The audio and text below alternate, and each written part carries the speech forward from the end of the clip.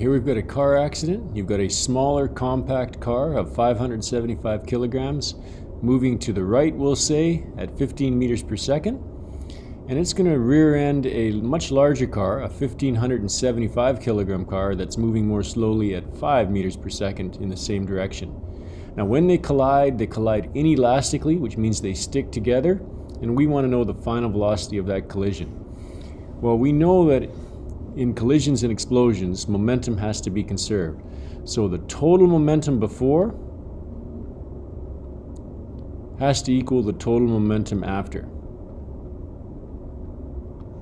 And there's no stipulations for that. It works no matter what the collision is. So let's have a look at it.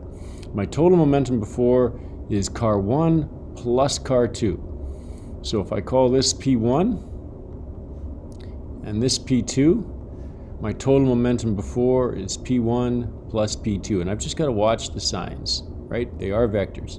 Now after, it's one big mass, so I'll just call it P final, one big object moving with some final velocity. So now when I go and I put in the numbers, P1 is just mass 1, 575, it's already in kilograms, we're good, times its velocity, which is positive 15 because it's to the right, and P2, when we add it to it, is 1575 kilograms times its velocity, which is 5 meters per second, also to the right, also positive, equals, now when we add the two masses together, the 575 plus the 1575, we get a total mass of 2150. So that entire big glob of metal is moving to the right with some final velocity, and we're trying to figure out what that is.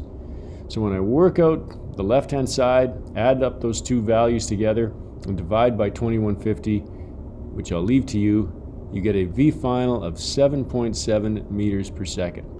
So the final velocity of that wreckage is 7.7 to the right. And that's using momentum. So that's question A. We used the conservation of momentum law. Now with question B, and I'll do it in pink here. Question B, they want you to do the same thing using conservation of energy. So in question B, well, what type of energy have I got before? They're both in motion. They're not going up or down, so there's no potential energy involved. It's just kinetic. So according to conservation of energy, the energy before has to add up to the energy after. As long as we account for all the energies. And my total energy before is kinetic energy of object 1 plus kinetic energy of object 2. And my energy after is just one big kinetic energy, which I'll call EK final. Now when I go and plug in the numbers, I get 1/2 mv1 squared, and that would be mass 1, plus 1/2 mass 2 v2 squared, equals 1/2 mass total, because it's all clumped together, V final squared. And we're looking for whatever V final is. We're trying to find out V final. Now I see that there's a half in every term. You don't have to do this step. I just find it easier to simplify at this stage. If there's a half in every single term, I can factor it out on the left and cancel it off. So they're all canceled off like that. Now it's just a matter of putting in the values and seeing what we get. So mass 1, we know, I'll continue it up here. Mass 1 was 575,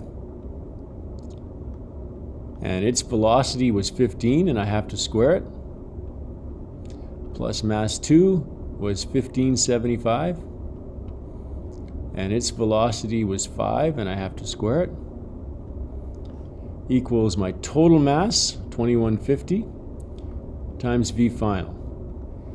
And when I get a value on the left, work it through on my calculator and divide it by 2150, using energy, I get V final is 8.9 meters per second. Now notice they don't mesh up.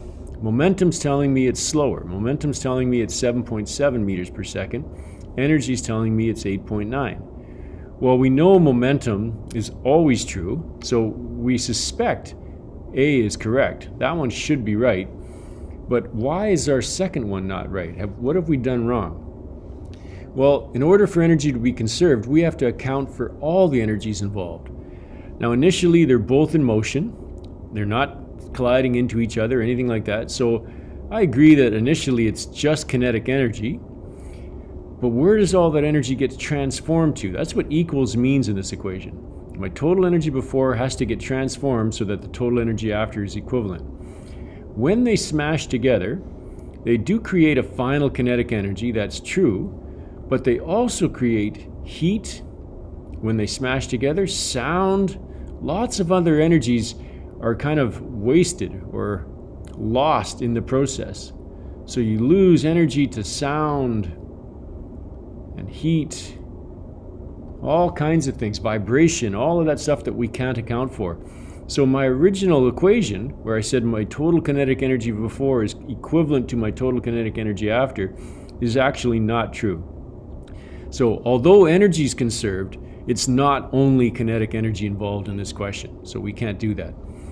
But in question D, are there types of collisions where this can be true? Well, collisions that are perfectly elastic. And that's the definition of a perfectly elastic collision, where it's a perfect bounce.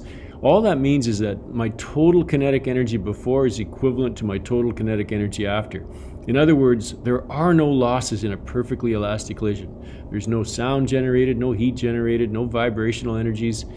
So if it's a perfectly elastic collision, I'm allowed to use kinetic energy. Anything else other than that, inelastic for sure, you can't use kinetic energy before equals kinetic energy after.